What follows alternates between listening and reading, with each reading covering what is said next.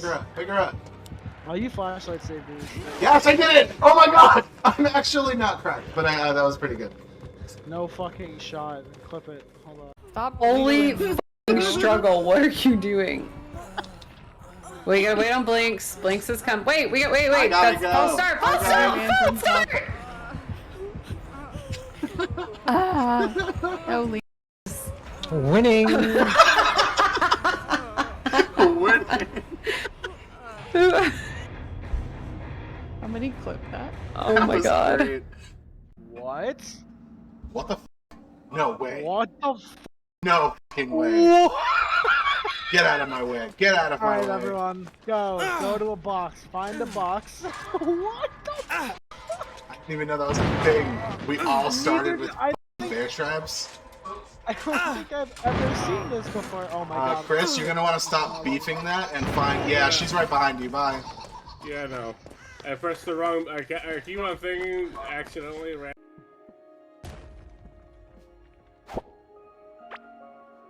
Tulip seed, no way. Okay, let's here. Really don't like that slamming sound. It's making me uncomfortable.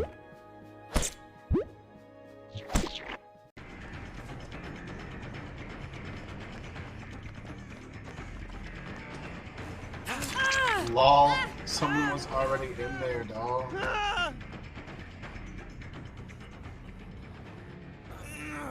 That was funny. She tried to get in the locker and Leon was like, bacon. This dude is so mad at that Cheryl right now.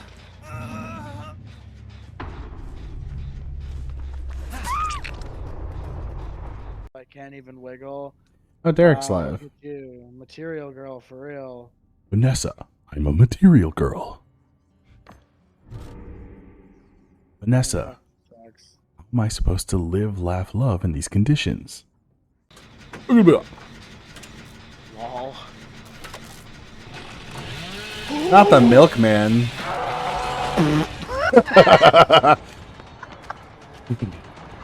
He came to drop off some No, I don't need any milk. David needs milk. He's on the floor. He needs some milk.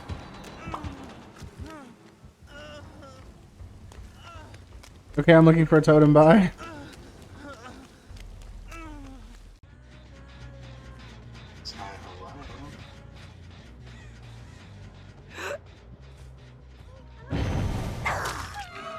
Did I hit her? Did I hit her? Yes! Oh my god, what a play!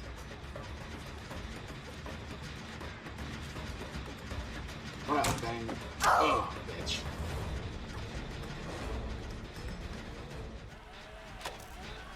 Wow, you're really bad at it. You're a really bad milkman, I'm not gonna lie to you.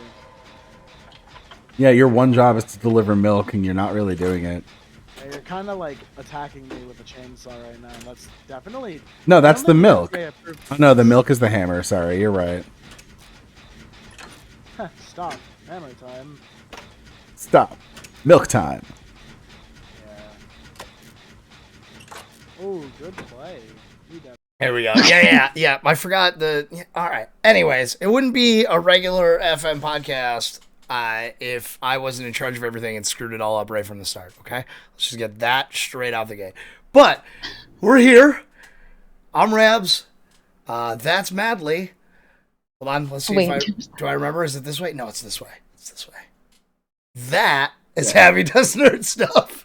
Discord's different than my regular OBS. So... Yeah. All right. Yeah, exactly. Classic myself, DJ. All right, Abby, you're going to go ahead and give us a quick rundown about you, and I'm going to start Spotify because I forgot to do that too. So you talk about yourself.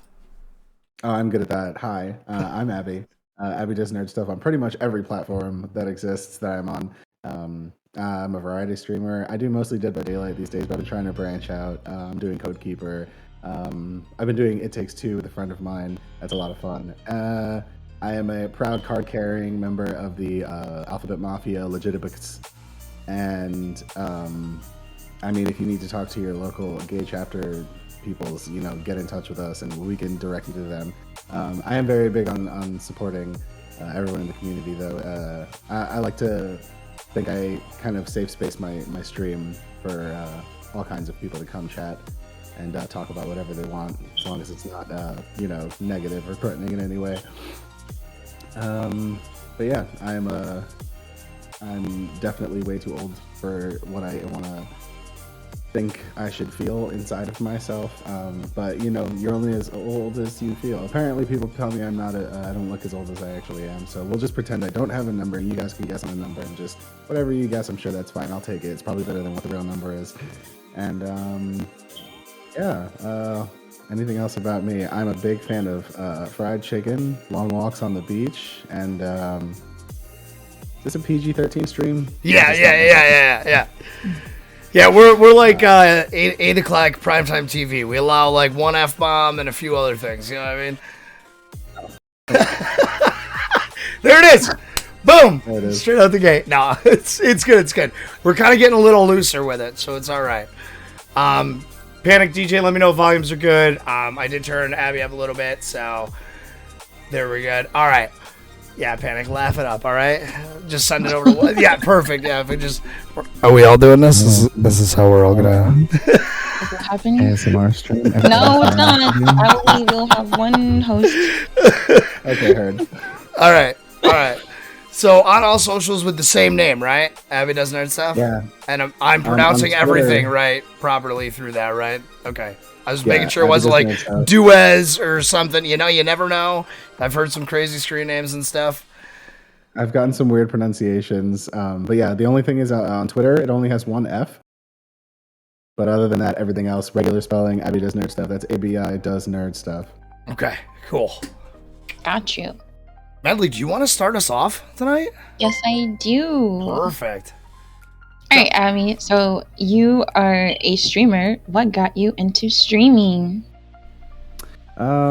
So I've been like seriously like streaming and like trying to be focused on it for like 6 months now. I did it sporadically before that, but really what pushed me to try and really like knuckle down and do it right was I recently moved in with my older brother, and he streams pretty much for a living. So that kind of made me feel like I might just have a better environment to be in with being around people who do it. I'm kind of like spongy in that way. Like whatever's happening around me is what I'm taking in. And I mean, I've made a lot of friends through his channel, and it was a good way to start, I think. And so I've been doing it now for almost 7 months, maybe 6 months. I got my first payout just a little while ago. I was feeling, I don't very often feel proud of myself, but I thought that was pretty cool. That's awesome. And being first payout, huge. being a sponge, best thing you could be in this industry, honestly. Mm-hmm. Learn everything. Absorb it all. Yeah, absolutely. Okay. Yeah, just So your brother inspired you to start streaming, yeah? yeah, pretty much. I'd say that. Yeah. Are there any other inspirations that you look up to? Well, since I've gone on like following sprees and stuff, I've discovered a lot of streamers who I like to follow, anybody who's playing the same games as me, but I have discovered a couple streamers who I ended up becoming a regular in their chats basically. And just, great communities, Guerrilla Gaming, Haslands. There's some Dead by Daylight streamers that I really love to hang out with, and they're super cool and great with their communities. And I just like the way they interact with everyone. Even when the very rare occasion when someone like troll comes in the chat and they have to get like blocked or banned, they're like very amicable and very cool about it. They have very good mods doing their jobs very well. And then you guys know Bloody Master. Bloody got me in on SupForce, and just being able to join a community of people who are all like, it's not just like, it's not a follow for follow community at all in any way. It's like actually people who want to like build their community but are ready to also help communities be built, and like hanging out with each other, making friends. It's just a really cool time. I love to hear that. Yeah. Especially being Bloody brought you in. Yeah, he's a really cool guy. He was made an honorary mod in my chat because he's just always hanging out.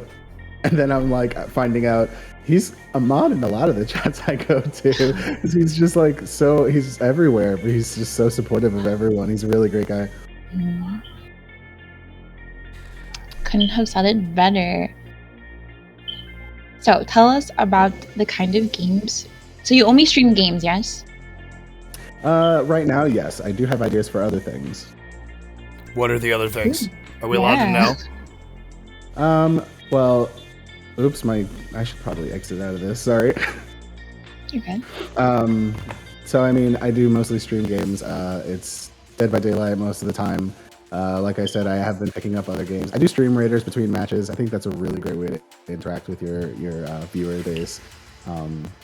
I like things. Other ones I want to try are like Words on Stream. I'm sure you guys have seen Gardic something. The Gardic phone, but it's like the Twitch version. But I used to do like makeup artistry and like drag makeup. So I've had a couple of my friends say that I should try to do makeup stream or like stream in makeup. And I mean, that's very big too. I've followed quite a few drag queens, a couple of stream queens on Twitch that like there's a Dead by Daylight streamer, a couple of them actually, that they always stream in drag. It's just their thing, and I'm like, that's super cool. I think that's really, really cool that, you know, when I was doing it, I was in New York City, and I was doing it for fun, but the scene out there is just extremely, extremely competitive, and I'm not really a competitive person. I'm really there to like make friends and have a good time and just share art with people. So to be able to see people online doing it not in a way where they're like fighting for a space to like be seen, they're just like doing it because that's who they are, is just really cool. And I have definitely considered getting that going. Can I just say I would be super stoked to see that? Yeah, I mean, I could have shown up. I should have just like done my whole face up, so you guys would have never seen it coming. Like, I was gonna say, I just wanted to check. I had to check into the Discord, because we have an MUA role, and that would get you connected with Muella now, right? Is their name? No, they changed their name. Okay. Actually, I forgot what it is. is it Myrina? Makeup by? No, it's someone else who is very into the drag scene and doing makeup. Work. Already plays. Yeah, that's what it is. Yes. I will. I'll check that out. I'll put myself in that role request, right? Yeah. Yeah, because I mean, I have been considering it. I like to do like cosplay and stuff, and there was a drag cosplay that I was thinking about doing soon, and I have the wig and I have the makeup. I just haven't done it. But stream might be a good excuse for me to push myself to do it. You should do it. And you have a bunch of people who would be super supportive in watching you do it as well. Yeah. Can I ask, so have you ever done a cosplay before? Yeah, I used to. I went to one Comic-Con in my life. It was fun, but I also I very much like smaller cons. I went to Flame Con. That was a lot of fun. I used to do a Scarecrow cosplay that was kind of like punk, like post-apocalyptic looking Scarecrow, and like I made most of it myself with some help from a friend of mine. Shout out to Josh, cool guy. I've done a couple of drag cosplays. I did a Rose Quartz look from Steven Universe for a couple conventions. It was a lot of fun. Cool look. And I mean, it's like when you're a drag queen, you're already, 6'5" in heels. So I was just like, yes, giant woman. This is very, very my route. What else have I done that I was actually proud of? Oh, I did a male Harley Quinn, and I did a full photo shoot for that one with a friend of mine that came out really cool. I used to go to the New York Renaissance Fair all the time. I miss the Ren Fair so much.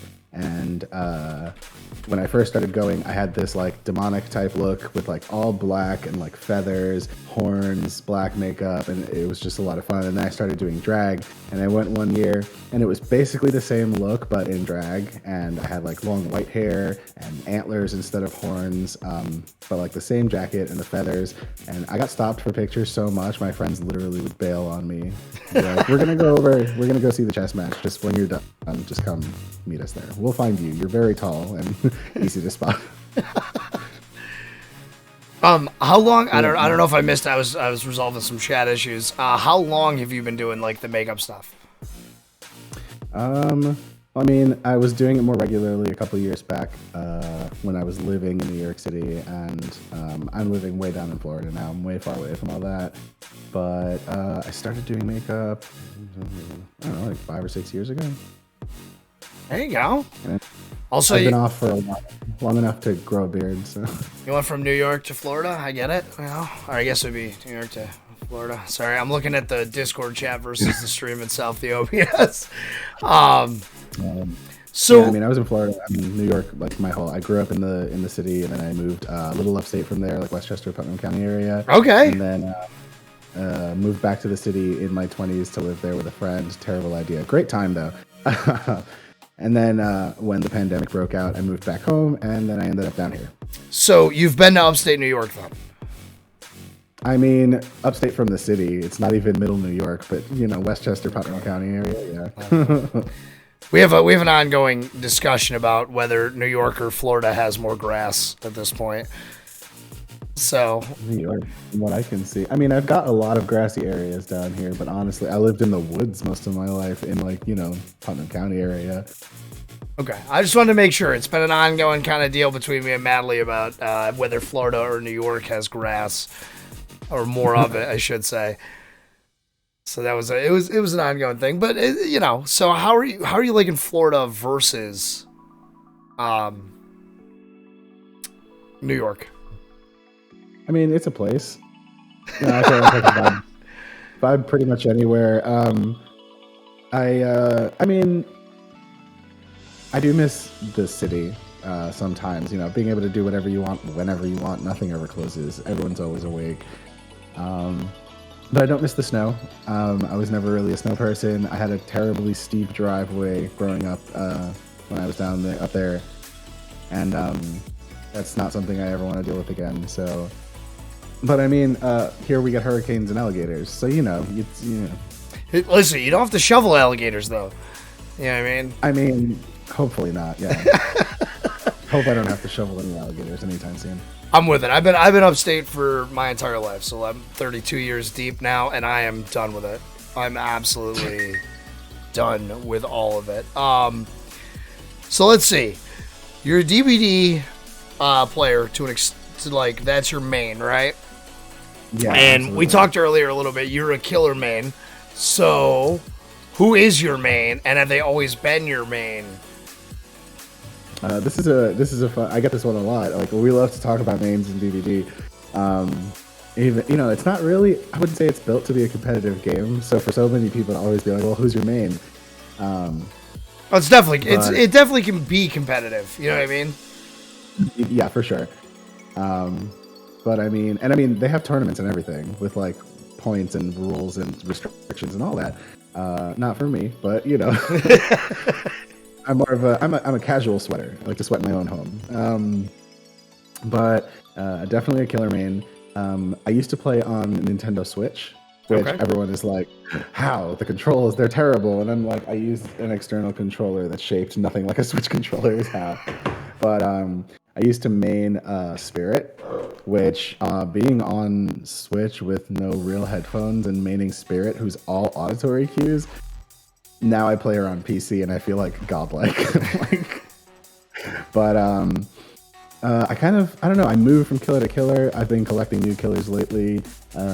Trickster was my main for a while, which got me a lot of not like real heat, but like sarcastic heat from people in the community. Especially considering I run no ed on him, so there's that. Nobody likes that. I've been having a lot of fun with the Onryo Sadako, the new killer from The Ring. Okay, I saw the update dropped. Yeah, she's a lot of fun. But I mean, I have a lot of killers that I like to rotate through. I'm also very big on Blight, gross little slimy pinball boy. Who else am I playing? I just got Pyramid Head, but I have not played him at all. The Doctor. I love playing the Doctor. He's just very creepy, very, spooky ooky, and I'm trying to work on a new build for him as well. So,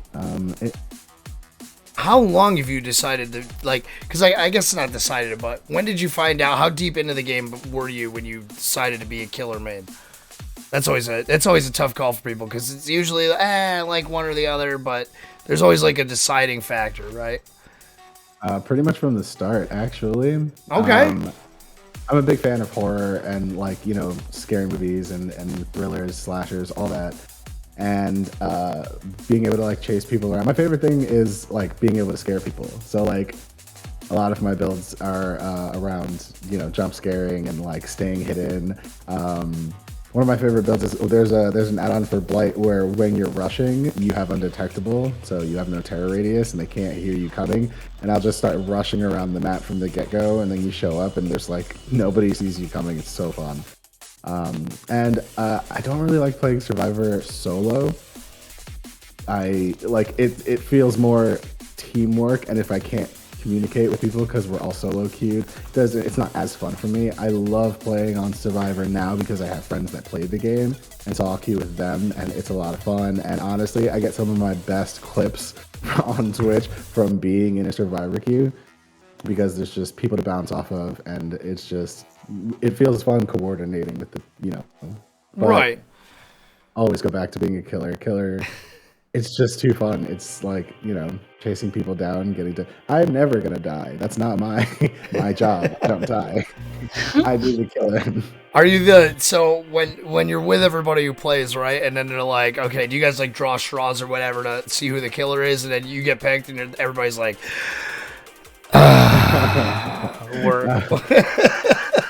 When we do customs, I usually do them. I haven't done a lot of customs on my own channel. I'll be hanging out in other people's streams for customs, and we kind of just do like on rotation. So like we'll all start calling dibs, just like who's first, who's second, who's third. And I mean, they're very good survivors. I've learned who to chase and who not to chase in my own friend groups because I'm like, no, you're just gonna run me for the next 3 generators. I'm not gonna get anything done because you're very good at what you do. Which I can't loot for my life on Survivor, so my builds are all focused around like healing or doing generators. But I mean, it's fun. When I get to be killer, sometimes I'll just we'll all stay on mic because it's fun to be like, oh, I see you, I'm coming to get you. But like if I run Spirit and I need to hear and I don't want them screaming in my ear about whatever, I won't even tell them. I'll just wait for the match to start up, and then I'll deafen myself in Discord. And some of them know what that means and some of them don't, and they don't even hear me the whole game. Like, where'd Abby go? What's up with Abby? He muted his, oh God. That's... Aww. I love that. So Spoof says, why is Claudette the best survivor and why? No, I won't disregard the second why, just so you know. Sorry, buddy. I have to say she's not. I have to say she's not at all. Self-care, bad perk, just run Circle of Healing. Okay, not a bad perk, but there are better perks you can choose. Best survivor? It's hard to, there's not really a best survivor because they all play the same. It's the perks that matter. Not like the killers. The killers all have their own functions and like ways to work. And then there's the perks. Survivors, whatever. You know what a lot of people say is it's easy to hide as Claudette or as Adam because the maps are very dark. But not on Eerie of Crows. Eerie of Crows is one of my favorite maps. I can see people from a mile away no matter who they're playing on Eerie of Crows. Also, blood, so easy to follow. It's all sand. True. I mean, it's all situational. Okay. I played DBD for about 12 minutes one time, so forgive me if I have a lot of questions that I may or may not know the answer to at all, and I'm just asking for my own knowledge at this point. Yeah, for sure, definitely, yeah. Well, that's because I played when the game was like fresh, I guess you'd call it, before all the updates and before all like there was like what was the OG like 4 killers I think was the option.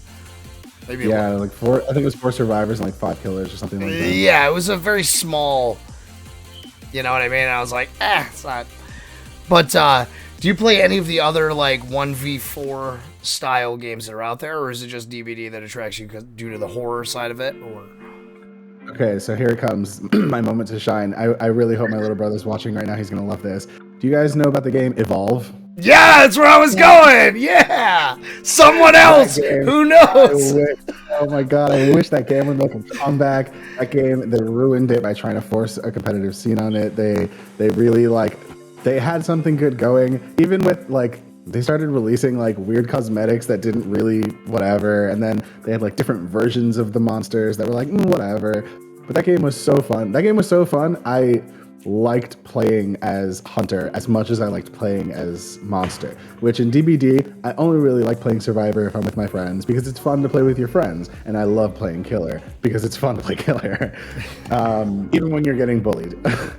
But Evolve was my first dive into a 4v1 game, and I loved it from the start. When I first heard it announced, I was ready for it. I was just like, I'm gonna main Monster. I'm gonna be a Monster main. I'm gonna be the best Monster main there's ever been. Believe it. That's my Monster way. I was so about it.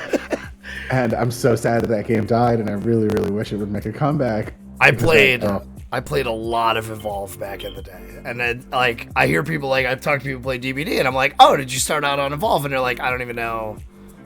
What that is? Yeah, I played it, or I heard about it or whatever, but they've never played it or anything, and I'm like, okay, because to me that was the where it started, right? That was the Kickstarter to the 1v4, which now seems to be a pretty regular genre at this point. Honestly, you're seeing a little bit more come out with it. So it's getting there. To see, I appreciate that. Just let it be known. I appreciate that more than you think I do for someone who talks about Evolve. No, I mean, I used to my main survivor was I can't remember his name, but he was a trapper, and he had the harpoon gun and the sound spikes. I was so good with him. I was all about, I know where the monster is. I can trap him, throw the dome down. He was the dwarf looking guy, right? He was the short, I say dwarf. He was the short bearded one. No, I don't think so. I think he was average height. He kind of looked like Bill from Left 4 Dead, actually. Okay. Okay. Or a cross between Bill and the Safari guy from Jumanji. Yes. So the dude with the hat. The hunter hat guy. Yes. Okay.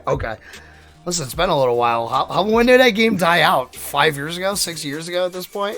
Way too long. Yeah, longer than that has to be. That was a minute ago. That's for sure. So you talk about horror. This is where we're gonna get into good stuff, right? What's your favorite scary movie? No, actually, I don't, because everybody has their one-off that they, what I mean? I love this, whatever the haunted sofa or whatever it is, or rubber or whatever those weird little, you know what I mean? Those weird little one-offs that everybody seems to love. What's your series? What's your series though? We're talking Halloween. What else? Friday the 13th. Friday the 13th. You can even go Nightmare on Elm Street. I would say comedic horror too. I'll throw in there as well because that's although different, the same. Yeah. So Critters, Ghoulies, that style, right? So what's your series? That's hard to say. I don't know if I really have a series that I attached to. I really liked Scream because I got to watch it when I was really younger, when I wasn't supposed to be watching scary movies. But I mean, my first forays into horror were really what was it? What was it called? Oh, 13 Ghosts. Okay. You guys remember that one? Very Fantastic. Good movie. Phenomenal. Yeah, that's what was his name that was in that? He played Shaggy in the live-action Scooby-Doo. I can't remember his name right now, the actor. I don't know, but I know who you're talking about. I'm gonna Google it. Yeah, right. I know the Shaggy. Yeah. I mean, I had such a big crush on him because of that movie. I watched that movie, and my dad thought it was because I loved the scary aspect so much. I'm like, I do, for sure. Wasn't Benjamin Moss, was it? Matthew Lillard. Yes. Yep. Matthew Lillard, who was also in Scream. He was one of the two boys who ends up being. Oh, spoiler alert, guys! Oh, you can't! Whoa! Hey! No! Wait. Hey! Not the new Scream, the old first Scream. Okay. Yeah, okay. I thought you were talking about the new one here. No. Wait a minute. One of the two, he was one of the two hot guys who end up actually being the. I still think it was the cop. For the record, I'm pretty sure the cop was behind the whole thing, and he just sacked the boys at the end. But, Set it all up. No, yeah. Matthew Lillard was like one of my favorite horror icons, and then he became Shaggy, and I was like, okay, this is fine. Just flip the script, I guess. Yeah. I mean, yeah, I don't know if I really had a series that I attached to like that. I mean, Sharknado. Sharknado. I can't believe there are 5 Sharknado movies. That's ridiculous. Have you seen them? I've seen them all on multiple occasions. I am the person who, like, if I watch like Critters, right? I've seen them all. Leprechaun, seen them all. Leprechaun, Back to the Hood, Goes to Space, all that crap. I've seen them all. Like, I'm all about it. I changed my answer. I've thought of it. I know what series. If I had to pick a series, which series I definitely liked the most? The Chucky movies. Okay. The GOAT. I said it, Madly. There you go. GOAT. But yes, Chucky. For sure. Child's Play, phenomenal. Did you see the series? Oh no, I haven't actually. I know that there's like a whole series of it now, and I haven't watched it. I really should. We got the good guys sign. I'm about it. I love it. The series is fantastic, by the way. If you gotta watch it, it's on Hulu. Oh man, I've got to get on that. I don't think I have to, but I'll figure it out. It's solid. But yes, Child's Play. You're just earning points. First Evolve, then Child's Top notch right there. All right, Madly, take it away. I've talked about stuff that only I know about. You take off with like makeup or whatever you want to do. Okay. Before we do, I have one question. If you could choose to add any killer into DVD, who would you choose? Ooh. If I could. I mean, in all honesty, right now, I'm on the hype train for Five Nights at Freddy's being the next release. And I kind of really want that. Mostly because like Springtrap is gonna be the killer, but like there's so much like things they can do with cosmetics and skins to make it any of the animatronics. And I think that would be a lot of fun, add a lot of variety to, you know, what you see in the game visually. Other than that, top offers another one that people are really hoping for is Pennywise from It, and I was a big fan of the Stephen King books. My mom read them, so I had all of them to read from when I was younger. And I think Pennywise would be a fantastic addition. I mean, what other killers even? See, I didn't even know they were ever murdered someone. I didn't even know they were talking about FNAF, like bringing that in. That's pretty good. I'm interested. Yeah, that's been a big rumored. Jeffrey Dahmer, but only as he was played in the movie by what's his name? The guy who played Harvey Kinkle in the new Sabrina was Jeffrey Dahmer in the movie. So if they get the license, that'd be scary. Yo, that'd be great. I would play within it. He wasn't really like a thriller or a slasher killer. I think that's just aesthetics at that point. I don't know. I'd love to see him bring in like the IRL. Like serial killer like stuff. Flipper. Yeah, like real people. Like that would be like give me the real person collection. You know what I mean? That might. We'll call it, what do we call it? Like the A&E collection, right? All those things are on A&E. Yeah.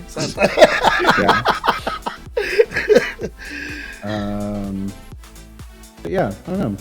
I mean, I think Chucky would also make a very good. It'd be interesting because he's so tiny. Yeah. But like, there's already, you know, the twins has an aspect of them. You put the little one out and a little gross baby running around. And like, they already have tiny models that run around the map. It's doable. But how he would pick someone up and put them on the hook is another question. small hooks. Small hooks. Just drags them and puts them by the neck. Yeah. For sure. It'd be phenomenal. Alright, so away with the horror. I'm gonna slide into makeup. Alright, I gotta know, what kind of makeup products do you use? This is gonna be problematic. Okay. So, when I first started doing drag, I was very much trying to like latch on to ideas that other people were giving me because I didn't know where to start. I didn't know where to go. I have about $1,000 worth of Jeffree Star makeup in my bathroom right now. And we don't really stand Jeffree Star anymore. I don't watch any of his content. I don't really follow him. But I did love a lot of his products back when I first started doing makeup. As problematic as he is, his liquid lips are phenomenal. They are. You can use them for any part of your face. Yeah. But really, I'll find anything. Right now, what I really want is the palettes from Trixie Mattel Cosmetics, the Trixie and Katya palettes. Those are what wish list. If anybody in the chat wants to get me something for my birthday, get me one of the Trixie or Katya palettes, just because I'm such a big fan of them. And I guess that's really like how I ended up picking what I wanted to do, even like makeup wise, look wise. It's just like, who am I a fan of? Who do I look up to? Who do I idolize almost? But yeah, most of the makeup I have is Jeffree Star Cosmetics. I also have a lot of other stuff that, gifted to me by friends. I guess if I had to say where I spent the most money on makeup that wasn't there, would be Hot Topic. The Hot Topic makeup collection, severely underrated. A lot of it is not great, but a lot of it really is.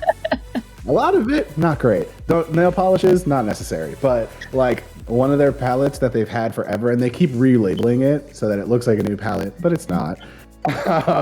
It was called the Galaxy palette, I think.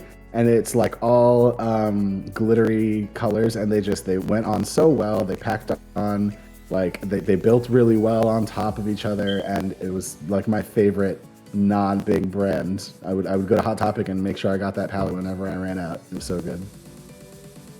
Yeah. So Rabble, if you're looking for a new eyeliner, Hot Topic has a lot of the stamps that you just like boop, and there's like a star on your face. Bam. See, I have a heart one. I'm about it because that seems easy and it doesn't take an hour. Also, an hour, that's generous. Doing full drag makeup, I'll be in the chair for 3 hours and then be like, I don't even want to go anywhere anymore. I was just talking eyeliner. Yeah, drag makeup, by the way, congratulations. This site, I do know about this from a couple other FMs we've had and people we've had in our community and stuff, and a lot of props, because that shit looks hard. Not gonna lie. That's a lot of work. Yeah. It's a learning curve, but it's a lot of work more than it is hard. If you spend an hour in the chair versus 3 hours in the chair, you're gonna be able to tell the difference, especially if your skill level isn't like professional level yet. Oh, Spoof throwing it out there. Try 90 minutes. Oof. Oh, you don't even know, buddy. You don't even know, Spoof, what we have been dealing with unless you were on the phone, all right? Or in Abby's stream. I love that. I love that we were live during the whole, us setting up thing is phenomenal. Yeah. I was like, I'm just gonna, I'm live. I was live already. I was playing DBD. And I said bye to my friends, and I got ready here, and I was just like, do I tell them that I'm live? See, I already knew.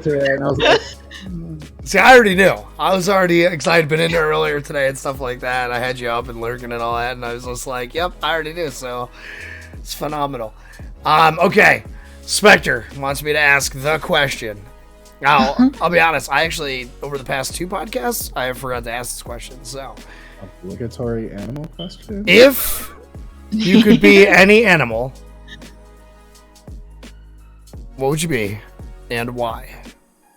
Says a lot about a terrestrial creature. Does it have to be an animal from Earth? Does it have to be a real life, we have factual proof it exists animal? Well, I don't need you to make something up. You know what I mean, like a space whale or whatever. Unicorn space whale is actually one from Doctor Who, Star Whale.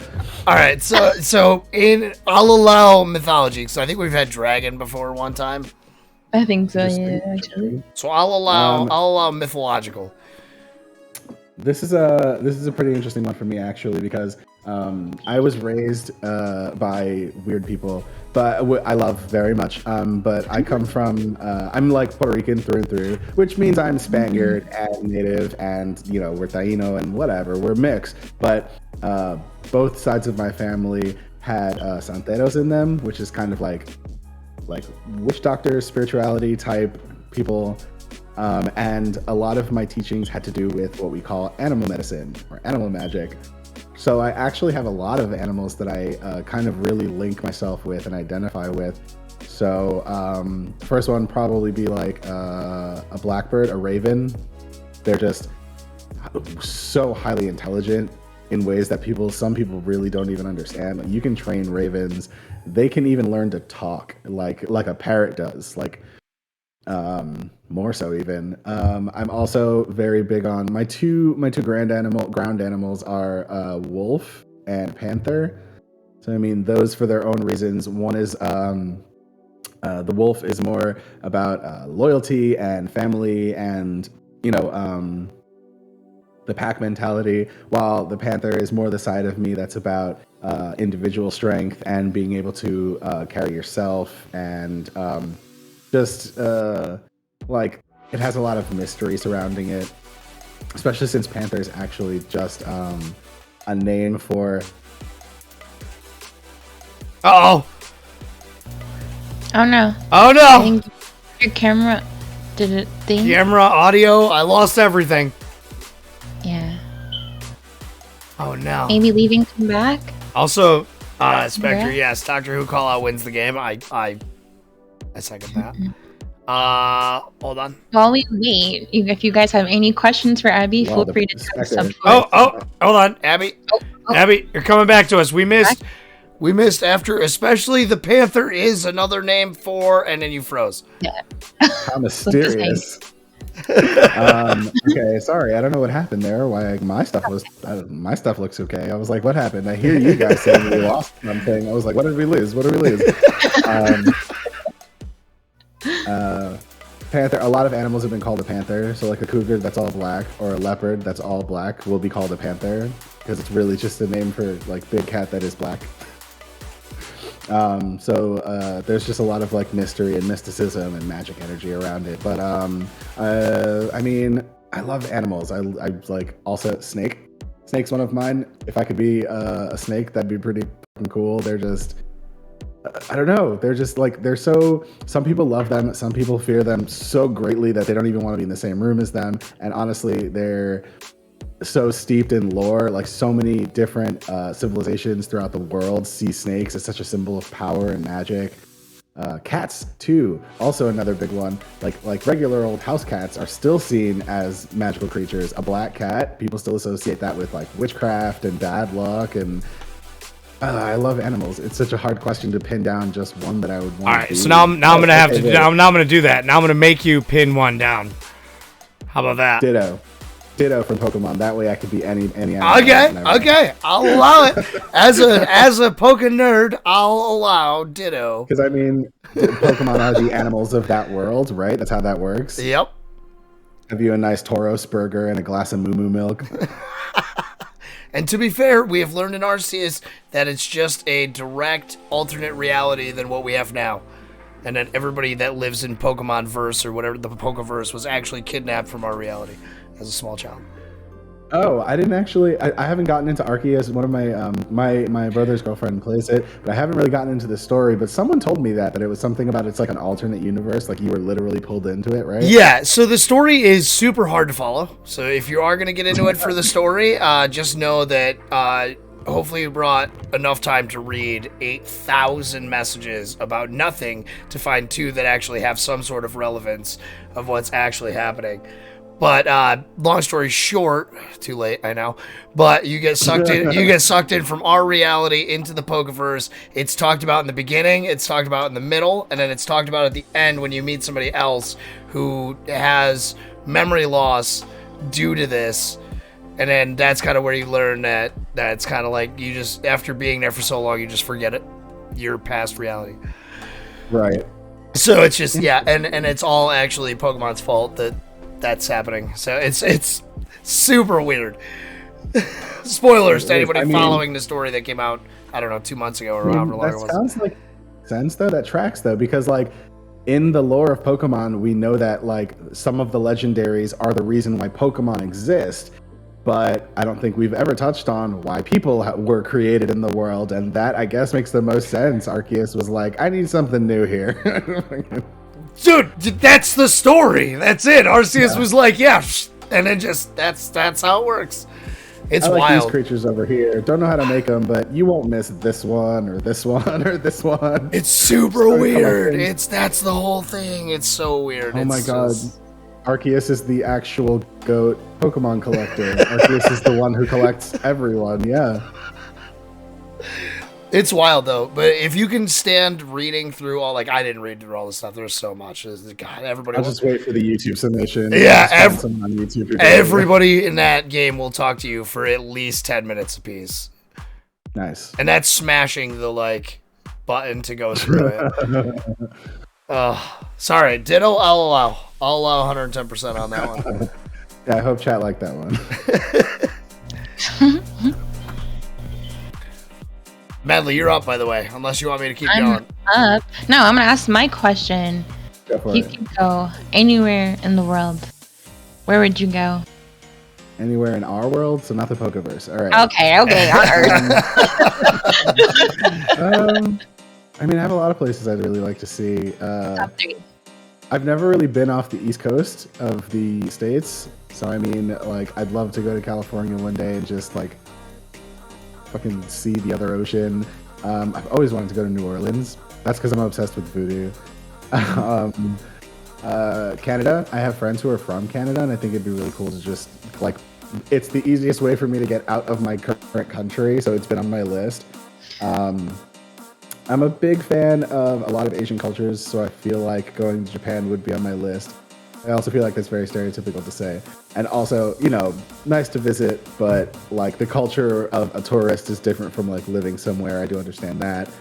I think it would be really cool to go to Spain or Italy, one of those two, just to like, you know, experience that culture. It's just so full of like grand architecture and like beautiful art. I don't have simple answers for anything, is I guess the answer. Well, thank you. So I mean, one place in the whole world that I could go right now, if I had to pick one place, Hawaii. I just want to go chill on the beach and like not have anyone bother me. Okay. Phenomenal. Fair enough. That's a great answer. I like the second part. Not have anybody bother you. That's You know what? If that's the second part, I'll go anywhere. You know what I mean? It doesn't matter. If anyone cannot bother me, right? I'll go to Michigan if anyone can bother me. Exactly. I'm with it. I'm definitely with it. Oh God, that's funny. That's funny. So I see a lot of cool stuff. I don't know what any of it is. I assume that's Cthulhu on the bottom is my guess. On your desk is what I'm talking about. Oh, I mean, this is Baby. This is, it's a kind of just a Halloween decoration I found, but it looks like a Mind Flayer from Dungeons and Dragons. Okay. So I took it home. It's like a little squiddy head, all bones. These are all my bone babies. I've got, this is Andros, my bone bird. And I have a little bone unicorn up here. His name is Pestilence. Yeah, just a bunch of weird. This is my Bulbasaur planter with my. Do you need more dirt? Why do you need more dirt? Where'd all the dirt go? This must have fallen, and no one told me. Oh no! Aww. But yeah, my succulent's name is Hermaeus Mora. Shout out to the Skyrim fans. Okay. Played Skyrim, don't know the reference because I'm terrible at remembering things of that nature. But go ahead. He's one of the Daedric Lords. He's the mystery Daedric Lord. He's all eyeballs and tentacles. Okay. Okay, now that you say it like that, I know. I don't know anybody's name. For the Critical Role fans out there, this is Pate DeRollo. I made him myself. It's just a rat with a brick skull attached. That's it. But it's a solid reference if anybody's a fan of Critical Role. Oh my god, that's great. So do you D&D? Let's wait. I was about to ask. I have a D&D game after this, actually, later tonight at 9:30. So you're streaming after? Yeah, I'll probably be keeping the stream up while we play D&D. We're pretty invested in the current story. It's a lot of fun. I've been playing Dungeons and Dragons for 10 years or something like that. It's since college. It's awesome. I love that. Never been a D&D-er. My dad's a D&D-er, so you should get into it. The time is the problem I have. I'm really bad with time commitment. We talked about this, like when we were talking about an hour to straighten your hair. That's too much time. Like, you know what I mean? I need like D&D, the speed verse. You know what I mean? It's like a 10-minute phone call. I mean, because it's super interesting. Don't get me wrong, it is super interesting, and it intrigues me, and I like to watch it, and I get it. Like I said, my dad did it forever. I just have a tough time going for the next 5 hours. I'm going to sit here. I mean, we do 3-hour sessions. I used to do with my other group that I'm not part of anymore. We did 2-hour sessions. So everybody, we're adults. We got lives. We got shit to do. I cussed again. Sorry. No, you're fine. You're fine. I'm letting her. That one's fine. Yeah, you're fine. You're fine. You dropped the F-bomb a couple times. I'm not even worried about it. Wolf will take care of it in post for YouTube. Sorry, Wolf. You got this. No, I didn't timestamp any of them. You're welcome. Hold on. Do you prefer being a DM or just a normal player? I kind of go back and forth. I know I can't answer a single question straight. I can't do anything straight, girl. Come on. Give us a story. That was clean. I give you that. Yeah, I really enjoy being a player because it gives me opportunities to really live out all these different character ideas I have in a way that, like, I can make all these characters and make them NPCs in my stories, but it's not the same as getting to like live that character's story out and figure out where I want them to go fully. I think prefer being a player. Being a dungeon master is a lot of fun.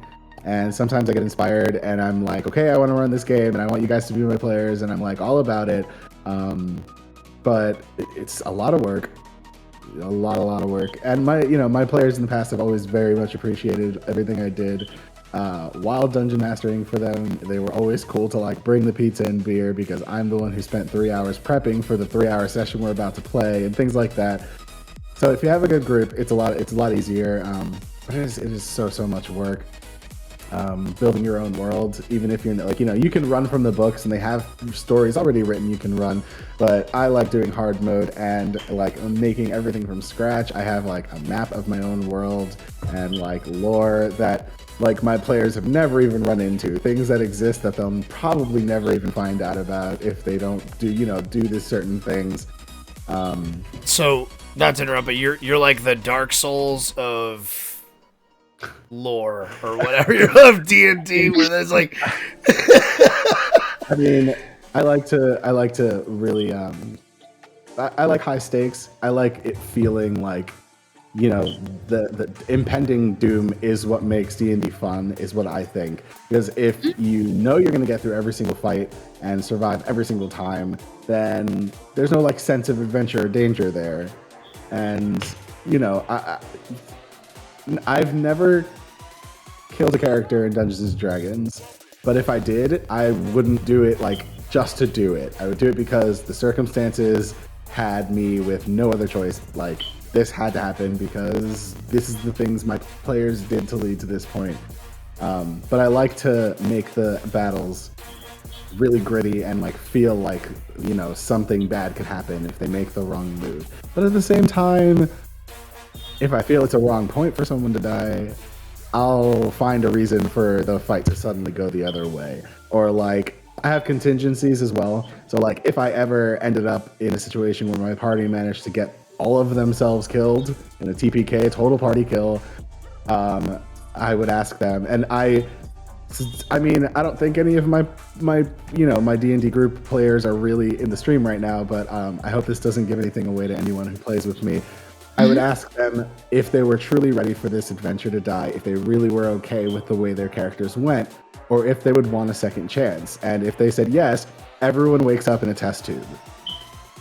Everyone wakes up in some weird science lab, because there are spells in D&D for cloning people and for like, things like that. So there's contingency set up, and it's like you all wake up, you're in a glass tube surrounded by liquid, your throat hurts, you reach down and there's like a tube going into your body, and you don't know what's going on, you don't know where you are, and the water starts flushing out. And it's kind of like restarting an adventure, or like starting a whole new adventure, figuring out, we all just died, what are we all doing here and where are we? So I mean, I like the risk, but I also have ways to make it okay. You know what I mean? Okay. I like that. I like that. Yeah. I like that a lot, actually. Yeah, it makes me want to see how it goes. Right? That's what I'm saying. Like D&D, I can watch. I can watch D&D. I think the stories that people create are phenomenal. The creativity it takes, even better. Like I said, it's time consuming. You know, there are other tabletop games that aren't so time consuming with things like character creation that I really like playing. I used to run a game called Scion, which is basically Percy Jackson the game. So one of your parents was a god from any of the pantheons, the Voodoo pantheon, the Greek pantheon, the Egyptian pantheon. All of them were there.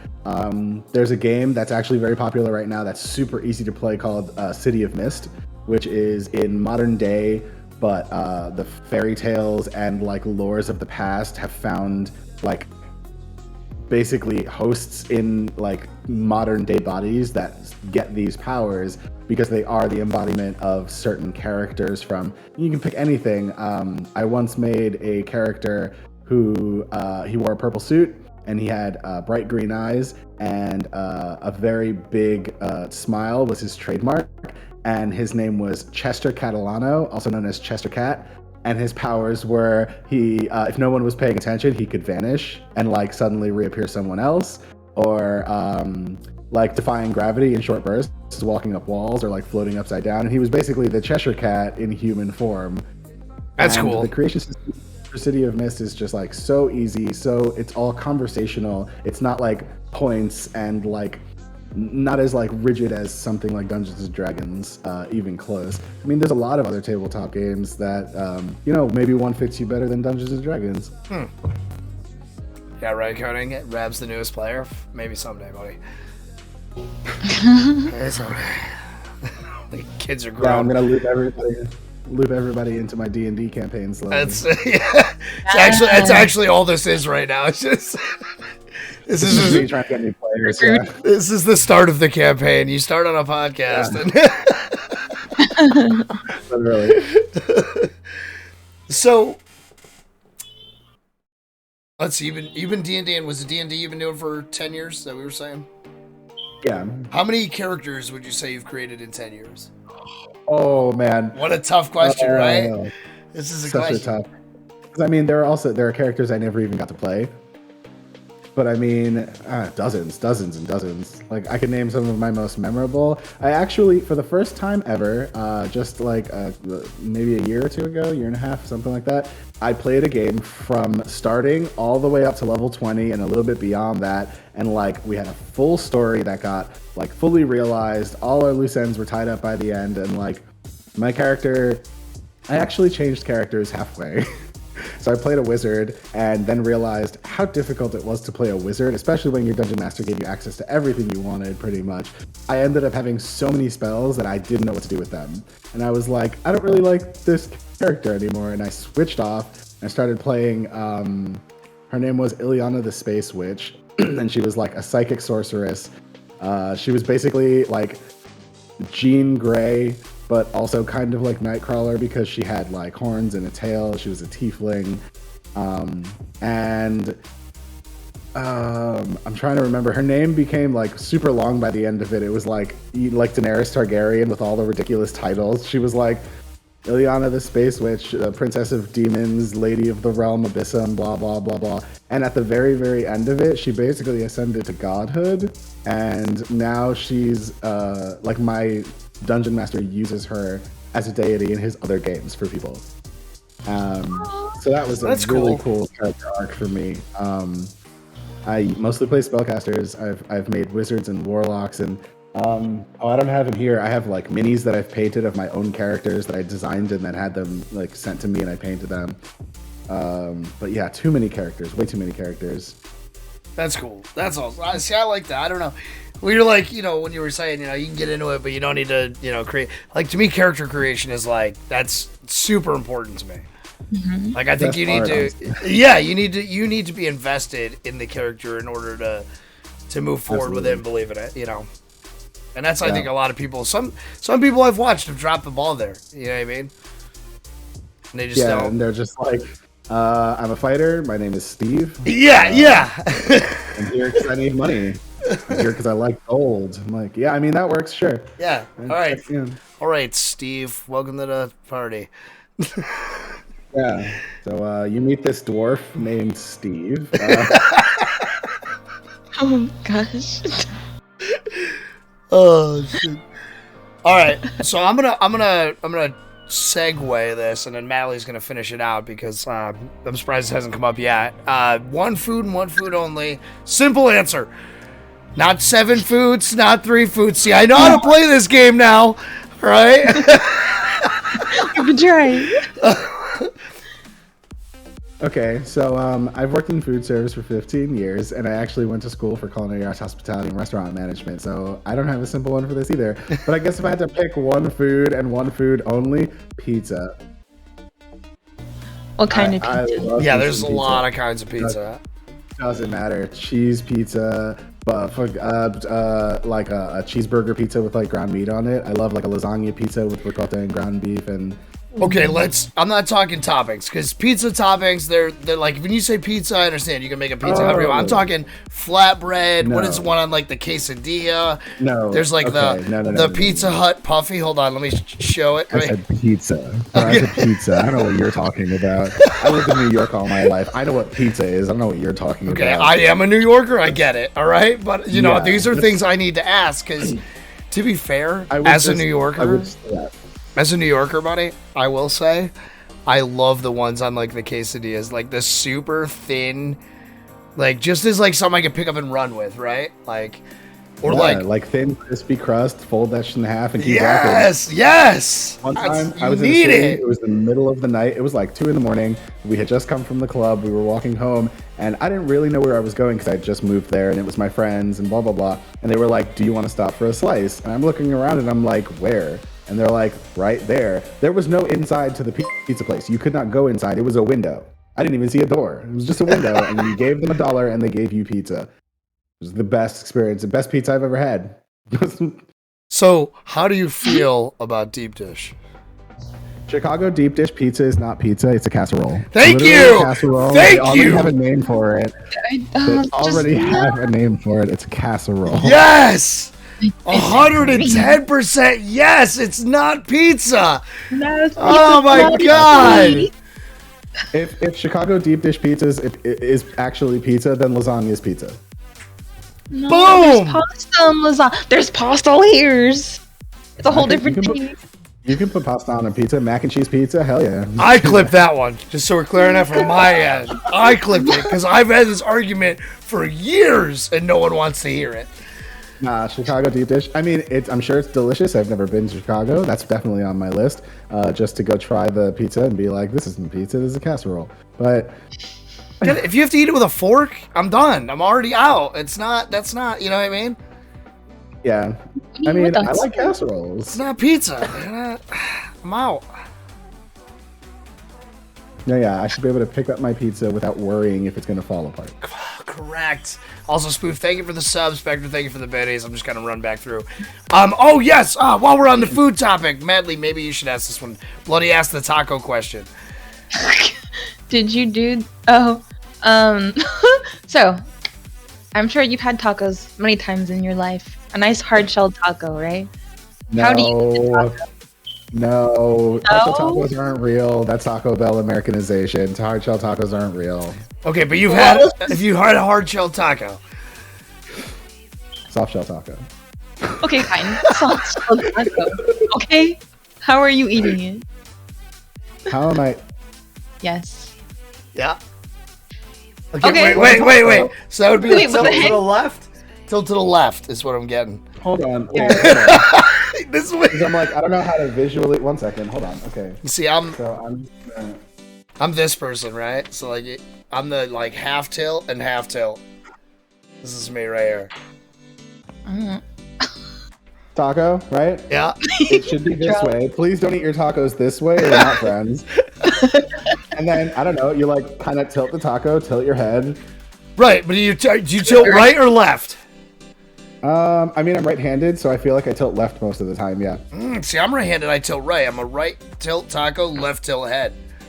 Yeah, I think I do the same thing. No, see, I feel like this is a weird hold for me. Maybe it's because I'm on camera. What if I No, that's definitely still weird. Definitely tilt left. Also, the fact that you drew a better taco and I just folded a piece of paper. We just, you know what I mean? Proud of you. Right, Scoop? Exactly. Who was it? It was Minnie. Minnie Maddie said she eats her hard tacos like this, just straight up and down, and just like in it, right? Just What kind of sociopathic? That's what I said. Shit is wild. I don't even know. That's what to say crazy about to that. me. I love it though. I love that I've met somebody who does that. But Are also, you a criminal? like straight up and down, just straight up and in the mouth, and just How? magic. Layers. Rolled a 7 to eat it. I don't know. I'm gonna need at least a nat 20 on that one. You're gonna make a mess.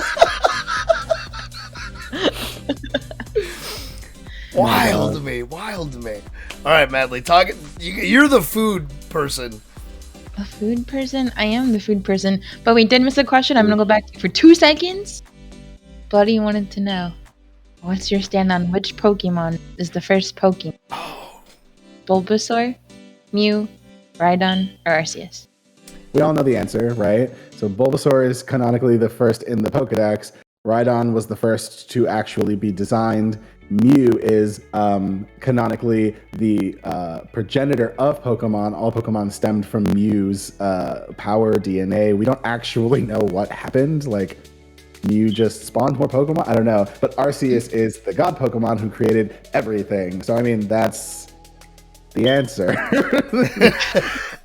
All of them, depending on who you're asking, you know, like... Well, here's my take on this. So Bulbasaur's out of the running, in my opinion. Because Bulbasaur is just the first one that was discovered and written down. Right. That doesn't make it you know, I mean, that doesn't make it the first. Well, That I mean, just- if you're asking the people of the world of Pokemon... No. I still beg to differ that they don't qualify as the first Pokemon.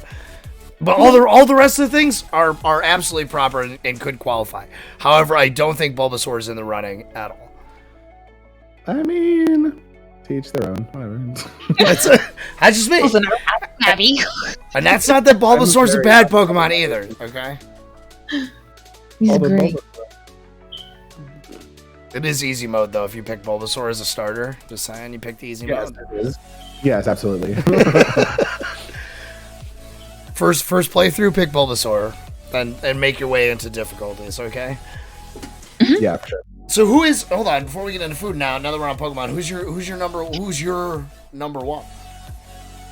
Like, in terms of, like, your favorite, who's your starter, no matter, like, you don't have to pick from the 3 stupid ones they always make you. Oh, that's hard. I mean, okay, because you said if I had to pick a favorite Pokemon, I have a favorite Pokemon, absolutely, and that's Jirachi. Okay. Okay. The wish Pokemon, I just thought, I don't know. I'm big on, I have a star tattoo on one of my wrists. I loved the aesthetic of Jirachi and the wishing star, and like the whole movie just really got me. I thought it was super cute. That's a good movie. So, I mean, Jirachi. Can I just say ditto because he's all the Pokemon? Just No. No, it's cheese. Okay, so we'll say Jirachi's your favorite Pokemon, but like in a more realistic starter scenario, who would you say is Right, if I were a Pokemon trainer, my partner Pokemon would probably be Lunatone because he's a moon-shaped guy. Oh, okay.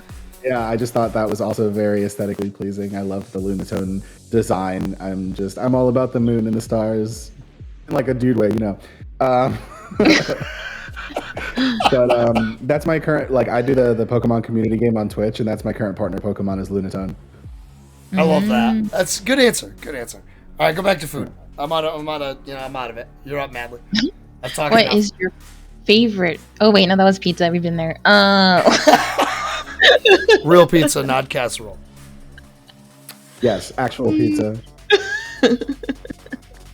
My favorite casserole, Chicago deep dish. Obvious.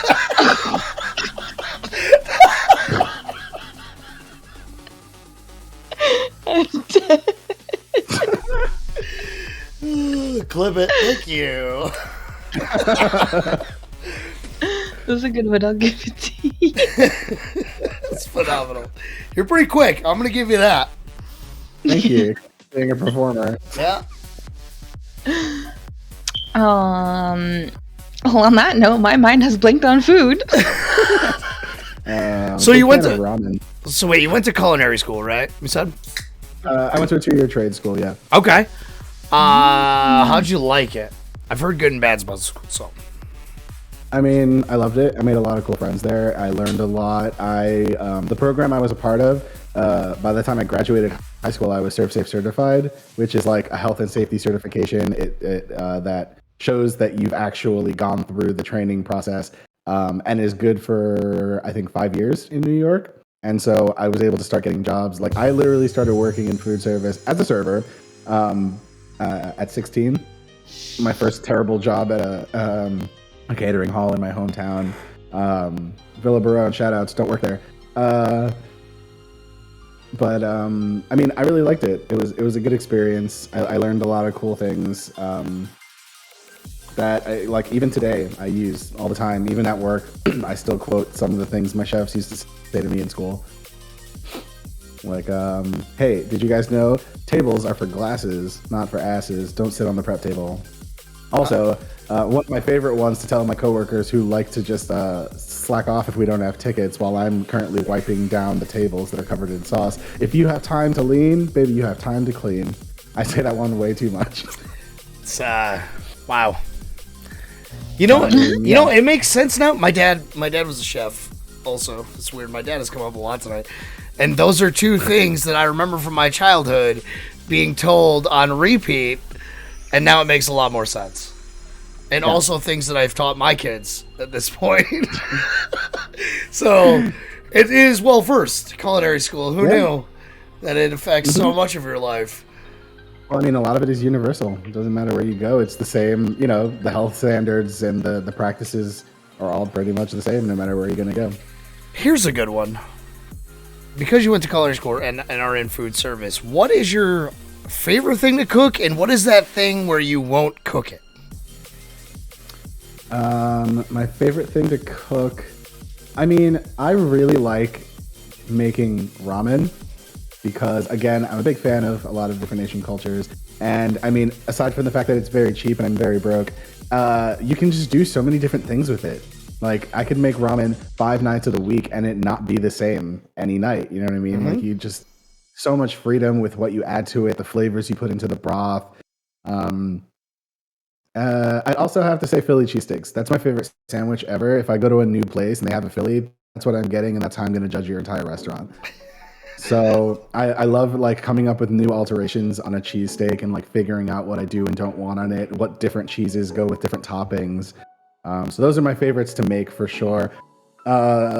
Something I don't want to make. Like, what's that? Like, I feel like everybody who's been in food service or went to college school is that one thing they're not cooking. Like, I'm not doing that. Eggs Benedict. Okay. I don't like hollandaise sauce personally. It's not that it's bad, it's just I don't like the taste of it. And I'm not very good at poaching eggs. Okay. Fair enough. Like, Good I have reason. poached a perfect egg once in my life, and it was a couple of weeks ago by accident while making ramen. So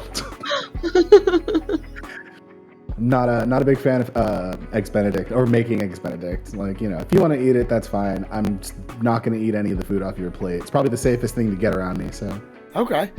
So ours growing up, my dad said, I'll never make you a grilled cheese because anybody can toast bread and put cheese on it and call it a day. So we don't make that here. That was his ruling on grilled cheese was like, no, all right, we don't make that here. I mean, a nice classic grilled cheese, bro, with like tomato soup and just, it's like so homey and so warm and just so like safe and secure feeling. Oh yeah, if you want it, you can make it. He will not make a grilled cheese. No, like that was his. I mean, yeah. I get it. Also, I judge my food places now based on grilled cheese. I think if you make, like, if you go to a diner, because I eat a lot of diners, your grilled cheese says everything about your entire establishment. Whether the bread is thin or thick, crispy, soft, it's, you know what I mean? Because it's a simple thing, and it's real hard to screw it up. But I mean, also you could screw it up. And I agree. If I'm going to a place that like serves better food, but the grilled cheese is literally Wonder Bread with Kraft slices in the middle. That does say a lot. It does. See? Meanwhile, I'm making a bechamel sauce for my grilled cheese. What is that? It's a white sauce that you can change in a lot of different ways, and so you just make this basic white roux and like turn it into a bechamel cream sauce, and then add add some Gruyere in there, some black pepper, and just go to town. Spread that on a nice piece of like thick challah toasted bread. Just grilled cheese could be done so big. And places small sometimes. Wait, so Madly, as somebody who I don't think you grew up in like a culinary house, nor have you gone to culinary school, what's your I'm never cooking this? I want to know from somebody outside of this whole side of it. Things I would never cook. Just the one thing that's like, nope, I'm out. Chitlins. What is Couldn't it? do it. Chitlins? Chitlins? Okay. I've never had Nope. chitlins. I'm going to be honest with you, I don't even know what that is. It's Like, I feel like It's, I should know, and when you tell me about it, I'll know. it's pig intestines. Okay. You- Actually, you- sounds mostly good. done in like a soup. Sounds good. I'd be every like culture fried. has something like that. I'd like that probably fried up, like pan fry that more than in a soup. I'm not a soup guy. It's mostly done in a soup because the whole thing is the process of you have to clean it very well. Well, yeah, it's intestines. That's It's the thing. just- A lot of people. Yeah. I get that. All right, But so yeah, a lot of cultures have something like that where it's like, like haggis is sheep stomach, or like innards in the stomach. I'm Hispanic, so chicken feet. I always thought they were gross growing up. My grandma loved me her some chicken feet in soup, chicken feet on salad, chicken feet. I don't know, not about it. so spinning back around to content creation. Where do you? Oh, yeah, nice. Yeah, that's this is what I mean. It's very informal. It's very just getting to know you on like anybody who comes to your chat wants to talk about content creation. I try not to do that here because this seems to be, you know what I mean? It just seems, I don't know. I like to be a little informal, and also I like to hear opinions of people who think that deep dish is casserole. So thank you. Yeah. So God, content creation. So you've been doing it about 7 months. 7 months ago, did you think you would still be like in it now? Does that make sense? What I'm trying to ask. I mean, so I have a big habit of following my dopamine. So like I kind of have undiagnosed ADD, and so like I'll find a new hobby and I'll get really into it. But I also will most of the time be like, you probably won't be doing this in a year. Like I know myself, but like when I decided that I really wanted to be a streamer and like seriously start knuckling down and like trying to be a content creator and live on social media and all that, I did. I was really like, I didn't give myself like if I don't get it in a year then I'll move on. Like no, I was just like, I want to do this. This is like, I really think I could do this. It's something I like doing anyway. I just have to go the extra mile and like really make something out of it and out of myself. So I mean, yeah, I didn't think I would be getting my first payout 6 months into it. I definitely surprised myself there. I have a lot of really good friends who supported me, and again, my brother is a popular streamer. Shout out to all the Smite watchers, Wolfie2032. That's my big brother. And he helped me a lot. He's very supportive, and I've made a lot of friends through his channel. And I was really about it. I was like, I don't want to pick up a new thing and drop it like I always do. I really think I could stick with this. I just need to like really commit myself. And here I am still doing it, and featured streamer on SupForce. What's up? That was the most genuine answer I've heard from probably anybody I've done this with. I mean, probably the greatest answer I've given you all night for sure. Yeah, we got one in. Well, it's just answer for that. well, it's just usually you get the like, yeah, I gave myself 5 years. If in 5 years I fail, I move on, whatever. You know what I mean? It's that's typical. I'm that person. So to hear that, you know what I mean? I'm like, okay, 5 years, I'm going to make the investment in 5 years, whatever happens, happens. But to hear it like, yeah, you know, I know myself that in a year I probably, like that everything is phenomenal. Like, I like that. To me, that makes sense. That's how you can tell who really enjoys doing this. You know what I mean? That it says a lot. So I like that. I like that a lot. I get really sad when I don't have anyone to talk to in chat. It's not a numbers thing. I just feel alone. That's it. It's so hard. It's so hard. It's crazy. Have you do you expand? Like, how's your thoughts on expanding? So I know, like, it's tough because people who start out streaming, YouTube's like a whole nother venture. TikTok is now a thing that almost wasn't a thing. So, I mean, in terms of expansion, like, how much time would you say you invest beyond it? I'm currently trying to expand. I have not spent a ton of time in other stuff. I'm doing clip compilations that I'm putting on a YouTube channel now to try and get more discoverable content in a more solid place.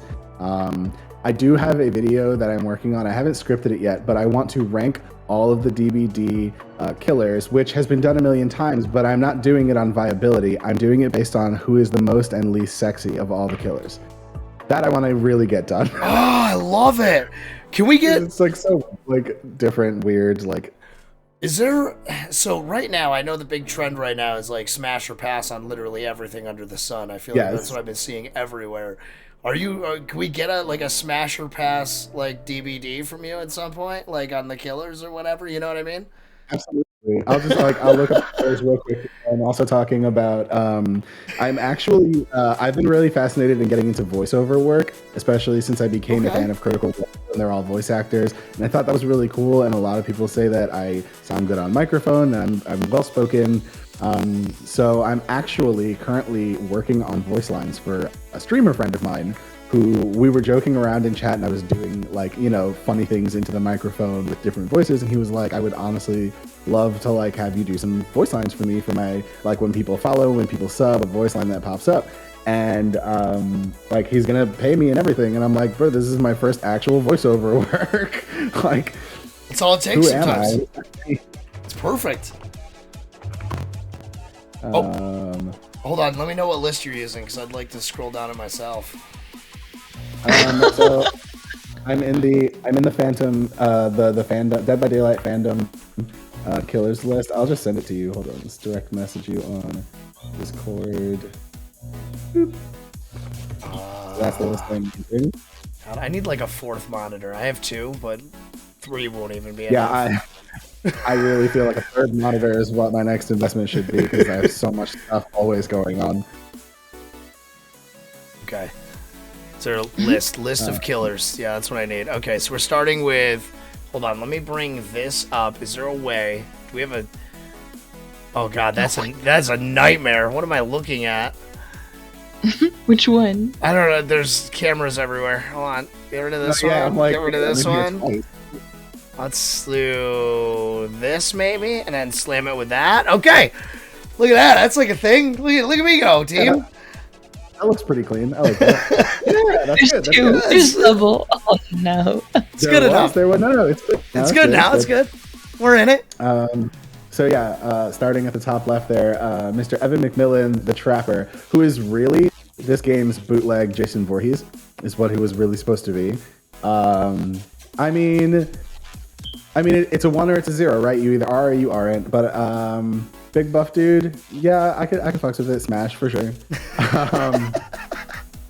Philip Ojomo, Wraith.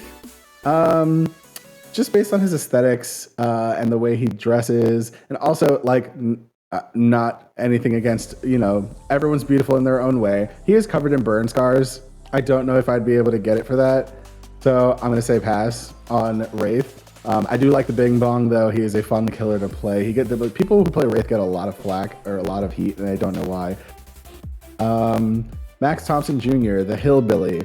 Also gonna say pass. He's just he has a chainsaw. It's very loud and annoying, and I have like auditory issues, and I don't think I'd be able to get past it. It's just not for me. I'm probably gonna have an anxiety attack before we get anywhere interesting, just because, not that chainsaws are scary, it's just so loud. And so like, Sally Smithson, the nurse. I'm gonna say smash. Something about is it okay to say like bondage fantasies? Is that I feel like we're in a gray area there. We're gonna say The line is I'm gonna say smash for nurse. Sally Smithson, just because I mean I really dig her aesthetic and she floats and I think that'd be pretty cool to experiment with. Michael Myers. I'm gonna say smash. Something about like even in the game he's called like people call him Daddy Myers, and he has the skin where he's in the hospital gown, and when he vaults through windows, you can just see all the leg through the windows, and he is all legs, bro. So I mean, smash on that. Lisa Sherwood, the hag. We're gonna say pass. She's literally a cannibal and mostly made of wood, so I don't think that would be fun. it's a lot of splinters. Yeah. Yikes. Herman Carter, the doctor. We're also gonna say pass. He has like ripped open, stretched skin, and that's just not one of my kinks. And also, not even a real doctor. Does not have a doctorate of any sort. He's a fraud, honestly. Anna, no last name, the huntress. You have to say pass on Anna because developmentally she is essentially a child in an adult's body. So you have to say pass. It's just there's no question. I didn't Yeah. even know that. Yes. So she basically never developed past being a child because she was left alone in the woods because her mom died, and it's pretty messed up, honestly. A lot of the killers have like very sad backstories. Bubba Sawyer, the cannibal, again, an actual cannibal, would probably rather wear me like a coat, so I'm gonna say pass. Okay. Definitely not. And the chainsaw, again, very loud, I'm not about it. Freddy Krueger. So I can't think about Nightmare on Elm Street without thinking about Johnny Depp in that crop top. And it makes me want to say smash very hard. I'm not really into knife play though, so something about the fingers makes me want to say pass. Like it's not even his burn marks or anything. I love his aesthetics. The hat. Oh, the so sweater, wait. We're out on the burn marks before. We're back in on the burn marks for Freddy Krueger. Yeah, I mean it's again we're back on aesthetics though, because with the Wraith it was about the way he dressed really, and like it was a lot of stacks. There's a lot of layers, a lot of red flags on that one. This one we're all right with. Less red flags. Well, I mean, like I said, the knife play, I don't know too much. I'm not into like, bleeding or anything like that. But I mean, let's say smash on Freddy Krueger for sure. Okay. Amanda Young, the pig from Saw. Does the pig head have to stay on during? You know what I mean? Honestly, I'm gonna say smash because, I'm not into the pig's head. It probably smells gross, and like her and her like fake Assassin's Creed knife that comes out of her sleeve, just like I don't know. We'd probably touch on cosplay notes, but not really. I'm gonna say pass. The clown, Jeffrey Hawk, the clown. We're gonna say pass. Just because I like clowns aesthetically, but I don't think I'd be able to like get past it in a bedroom sense. And also, I'm a bigger guy. I'm usually the large in my relationships. I usually look for a small to protect. So he's bigger than me. I'm gonna feel a type of way about it. Like I'm the big one. I like to be I'm the big dude. So I'm gonna say pass on the clown. Rin Yamaoka, the spirit, my former main.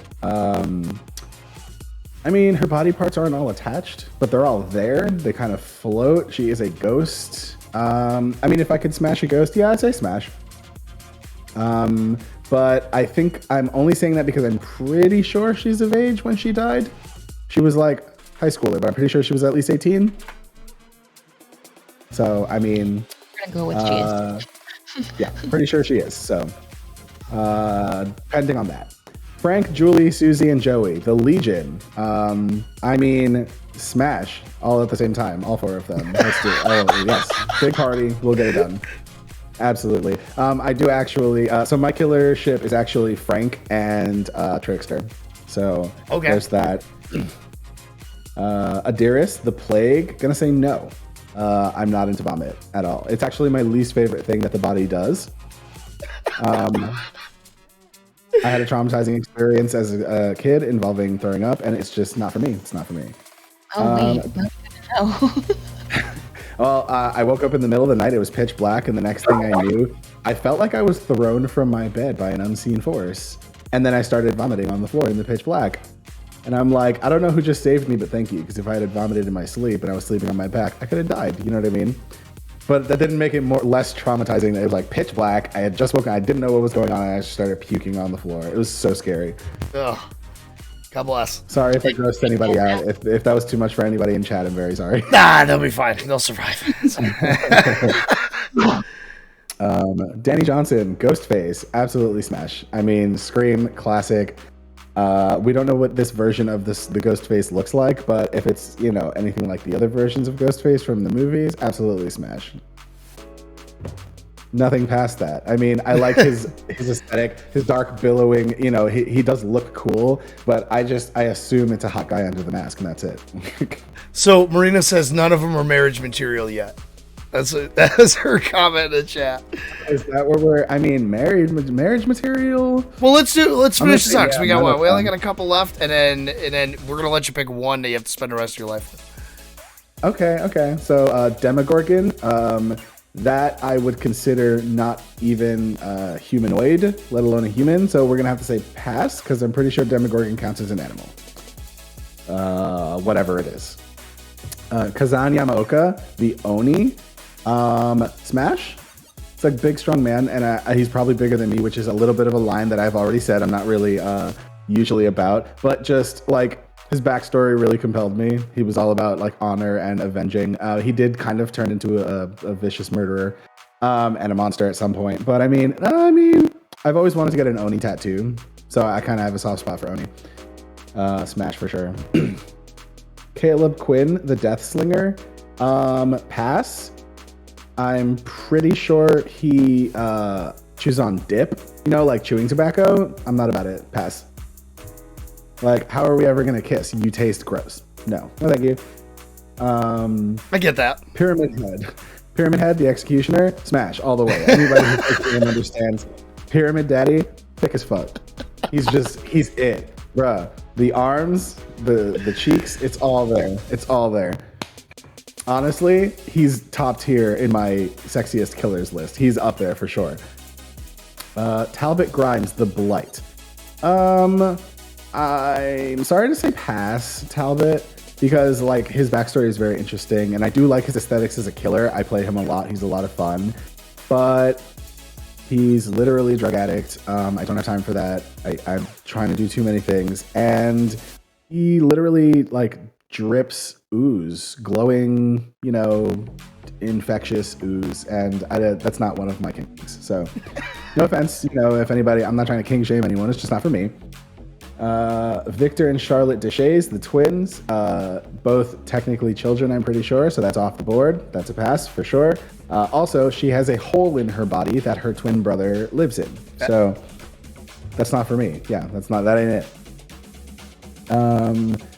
Ji-Woon Hawk, the Trickster, that is so all of my emotes on Twitch are pretty much Trickster emotes, if that says anything about that. He, I believe, is the hottest killer in the roster. I have tweeted at Behavior multiple times about the lack of definition on his abs and felines. I have not gotten any responses. And I was actually going to say earlier, not to like jump the gun or anything, but yes, my husband, 100%. Ji-Woon Hawk, the Trickster. Okay. That's your marriage material right there. He kills people and puts the sounds of them screaming and dying into his own music. I think that's terribly artistic. I think that's very, okay. And not cool, but cool. You know what I mean? Nemesis T-Type, the Nemesis. I'm gonna say smash, believe it or not.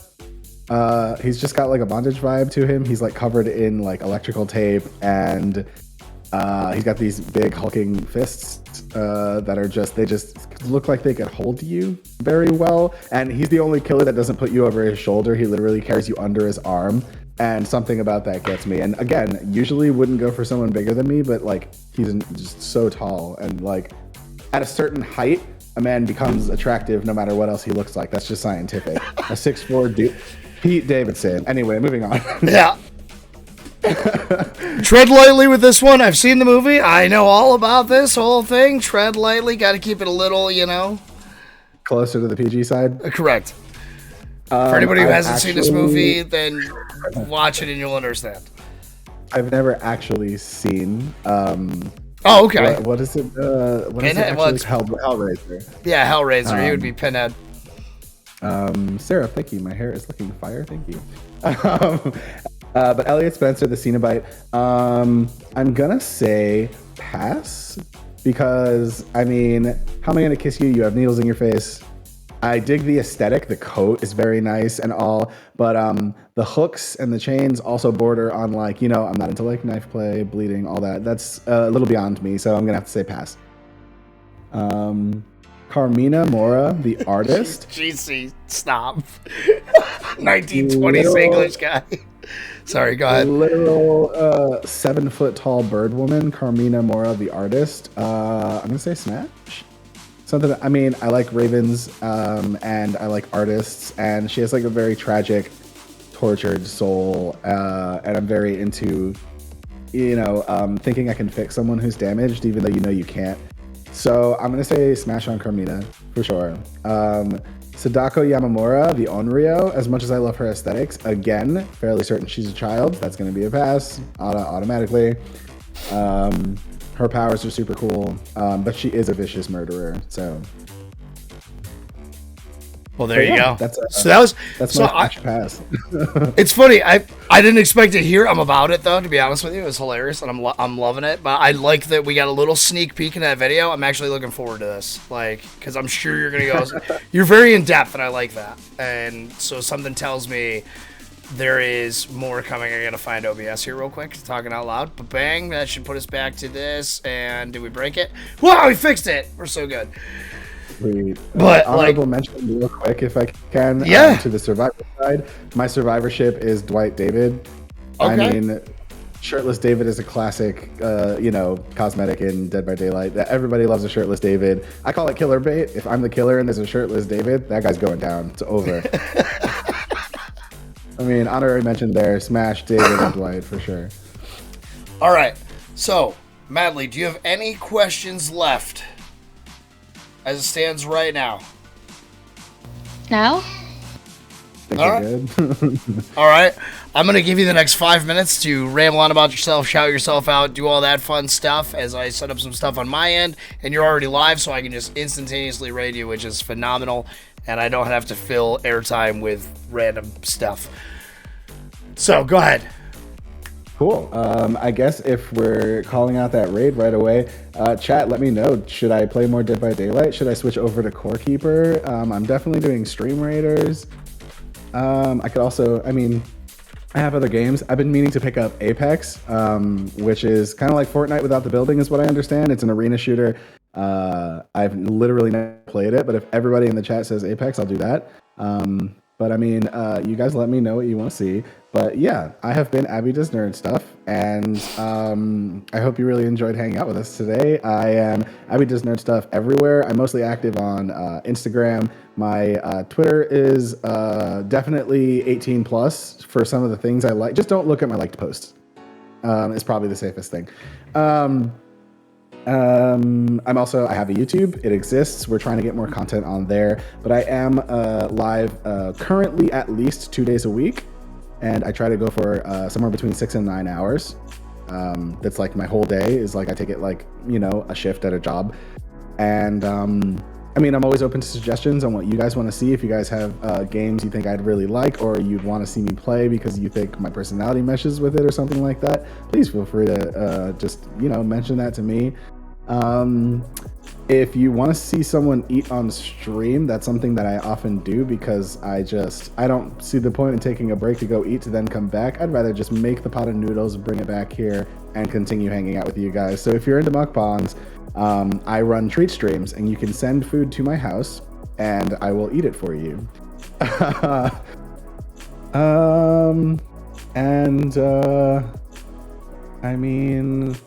What else is there to say? Stay cute, stay safe, stay nerdy. I appreciate you coming out today. It was a blast. I had super fun. I learned Yeah, a it was lot. really great. I You learned. guys, it was a lot of fun. I definitely learned a lot of stuff because I had to ask questions for my own stuff. So I was definitely a little nervous coming on here, but yeah, it was really cool. It was very easy, very comfortable. to be fair, I'm nervous every time this podcast comes up. As somebody who streams 4 to 5 times a week, this 1 hour and a half ish out of the month is the most terrifying thing I do. All right, well, I hope I was able to make it at least a little easier. Oh, had a blast. All right, kick over to yours. I'm going to send us over there. Sounds good. And we'll see you guys in the next one. I love you all. State of the Announcements channel. Abby, thank you so much. Madly, thank you so much. Rabs, thank you so much. Everybody wave. And we're going to hit the old raid screen here if I can find the button.